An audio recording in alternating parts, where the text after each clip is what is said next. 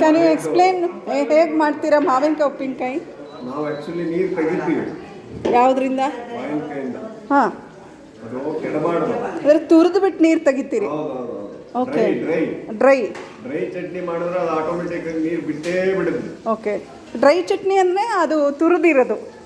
ತುರಿದಿರೋದೇ ನೀರು ಹಿಂಡು ಬಿಡ್ತೀವಿ ತುರಿದಿದ ತಕ್ಷಣ. ಹಿಂಡಿ ಬಿಡ್ತೀವಿ. ಹಾಂ, ಓಕೆ. ತೆಗಿತೀವಿ. ಹಾಂ, ಅಕಸ್ಮಾತ್ ರುಬ್ಬಬೇಕಾದ್ರೆ ನೀರು ಬೇಕಂದ್ರೆ ಅದೇ ನೀರು ಹಾಕ್ತೀವಿ. ಓಕೆ. ಅಂದ್ರೆ ಹುಳಿ ಹಂಗೆ ಇರುತ್ತೆ. ಓಕೆ.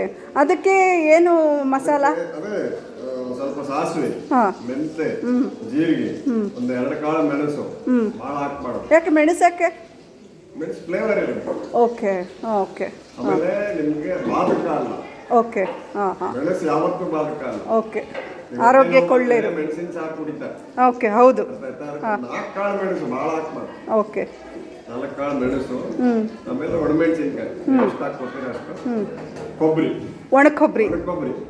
ಹೌದಾ? ಆ ಟೇಸ್ಟೇ ಬೇರೆ. ಅದು ನೀವು ಕೇಳ್ರಿ, ಜಗಳಾಣೆ ಅದನ್ನೇ ಮಾಡಬೇಕು ಅಂತ.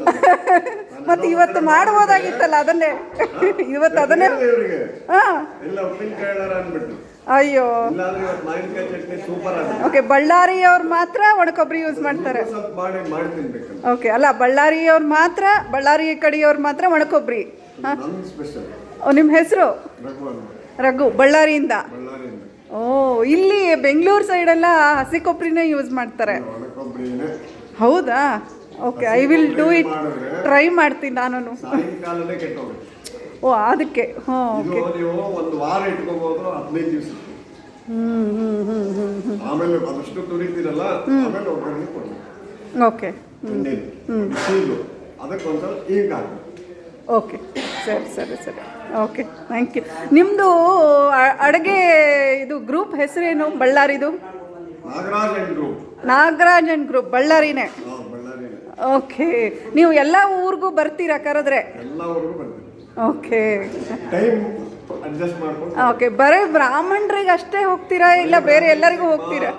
ಬ್ರಾಹ್ಮಣರಿಗೆ ಮಾತ್ರ ಹೋಗ್ತೀರಿ. ಬೇರೆಯವರಿಗೆ ಸಪ್ಲೈ ಮಾಡ್ತೀರಾ ಕ್ಯಾಟ್ರಿಂಗ್ ಥರ? ಬಳ್ಳಾರಿ ಸರೌಂಡಿಂಗ್ಸ್ ಇದ್ದರೆ ಕ್ಯಾಟ್ರಿಂಗ್ ಥರ ಸಪ್ಲೈ ಮಾಡ್ತೀರಾ? ಓಕೆ. ಸರಿ. ಬೇರೆಯವ್ರಿಗೆ ಕೊಡ್ತೀರಾ? ಬೇರೆಯವರಿಗೆ? ಹೌದು.